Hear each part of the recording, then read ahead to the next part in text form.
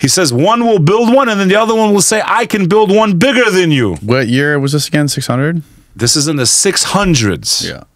We're talking, this started 40 years ago over there. How did the Prophet Muhammad know if he wasn't from divine influence? I dare people to research the signs of the end of the world in Islam. I dare you to. How did he know about this? I mean, you think it's that much of a stretch to be able to predict that people would build skyscraper towers? Yeah, but think about it. He said from their people, not anyone else. They were a joke before he came. They were like a forgotten civilization. Well, maybe he was just talking about people in general. And he said the Bedouins, and he described how they're going to boast. And think about it. That's what they're doing. They're having a race between each other to build skyscrapers. I'm going to build, oh yeah, Saudi Arabia, we're going to build one bigger than you. It's exactly what he said.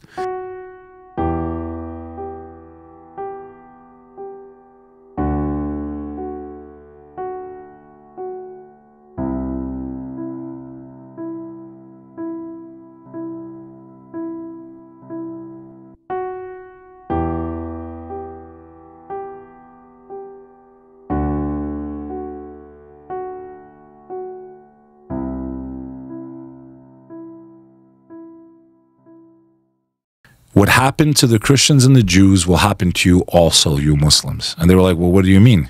Soon you will divide like the branches of a tree. There will be 72 versions of Christians, and only one of the versions is on the true path. This is what the Prophet Muhammad said. There'll be 72 versions of Judaism, only one goes on the true path. He said there'll be 73 versions. Well, we don't know what anybody of Islam. Said. We don't really know what anybody said. We weren't there, but we weren't there. Neither were the people who wrote the Bible. But he said we would be more divided than those religions themselves. So imagine now, we talk about how this man is supposed to be full of whatever. He said that the Islamic faith would divide, it would splinter and fraction off, and that there would be more versions than even the Christians and the Jews have. This is in his tradition. Yeah. And that's happened.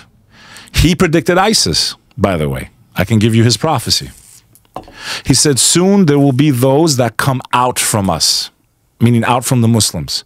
They will grow their hair long like women's hair. Go look at the pictures of fucking ISIS, bro. They'll have long hair. He said, soon they will raise black banners, and wherever they go, they will cause fitna, meaning they will cause destruction. And when you wipe out one group, another group will pop up in its place. This is his words. He says, and you will know who they are, for they will name themselves after cities and towns. Who was the leader of ISIS? Al-Baghdadi, right? Oh, Al-Baghdadi, yeah. This is his prophecy. He said, towards the end of time, there'll be groups that claim to be from us. If you see them praying, you will say, these people are righteous. But they're not. He says, they're the wood of the fire. This was his prophecy. They will be the wood of the fire. And if you hear of them, don't join their ranks. Imagine now. This is the Prophet Muhammad's words, peace be upon him.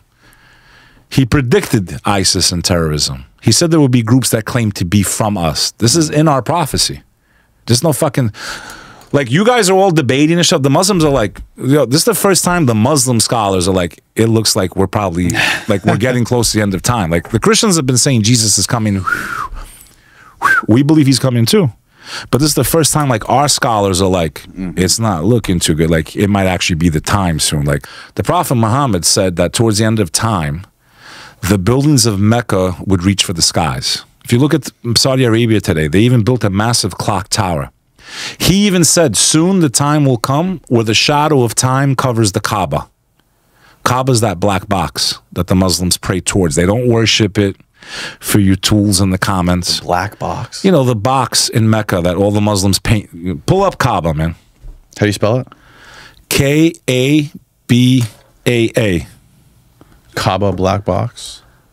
The black cube. The black cube. That the Muslims pray towards. Pull up an image of that. So now, pull up that picture towards the right. You got these guys out there trying to say, oh, the Muslims, they worship the box. No, we don't worship the box, because during the time of the Prophet Muhammad, they used to get on top of the box and call prayer. You're not going to stand on top of your own idol. Could you imagine a Hindu standing on top of a statue of Shiva? Or a Christian standing on top of a statue of Jesus? Oh, they worship the black stone. No, we don't. There's a concept in Islam known as niyya. Niyya means the intention. Where's this thing?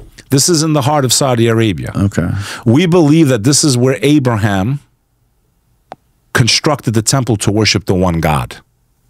He left his wife in the wilderness. Now, you see that clock tower? Yeah. That's one of the signs of the end of the world in Islam. The Prophet Muhammad, peace be upon him, please double research this stuff. Please double check my references, because if I make an error, I'm responsible for the information that I give you as a human being to God. I'm responsible to God, not to dannyjones, not to Google, to God. If I give you information that's incorrect or that can manipulate your opinion without giving you facts. His prophecy towards the end of time is that soon the buildings of Mecca will reach for the sky. The mountains will be pierced, which they just did. They built tunnels right through the mountains. Okay, he said this during his life. And he said, this is well recorded. He said that soon the shadow of time will cover that black box. At the time, they were looking at, well, shadow of time. How can time have a shadow? You can't see time, right? You think he was talking about a clock tower? Look, when that sun goes behind that tower, it casts its shadow over the box.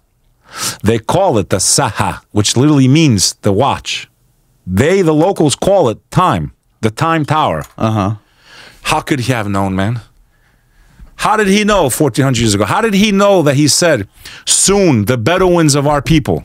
Look at the deserts of Arabia 67 years ago. It was this sand there and a bunch of camel riders, literally. Milking the camels and drinking the milk and eating dates. And hee-haw, that's what they were doing out there, okay? Today, the biggest skyscrapers in the world, where are they? Dubai. That's right. He said soon the time will come where the Bedouins of our people will compete with one another to build buildings that touch the sky. These are his exact words, not, oh, I'm guessing. He says one will build one and then the other one will say, I can build one bigger than you. What year was this again? 600? This is in the 600s. Yeah. We're talking, this started 40 years ago over there. How did the Prophet Muhammad know if he wasn't from divine influence? I dare people to research the signs of the end of the world in Islam. I dare you to. How did he know about this? I mean, you think it's that much of a stretch to be able to predict that people would build skyscraper towers? Yeah, but think about it. He said from their people, not anyone else. They were a joke before he came. They were like a forgotten civilization. Well, maybe he was just talking about people in general. And he said the Bedouins, and he described how they're going to boast. And think about it. That's what they're doing. They're having a race between each other to build skyscrapers. I'm going to build, oh yeah, Saudi Arabia, we're going to build one bigger than you. It's exactly what he said.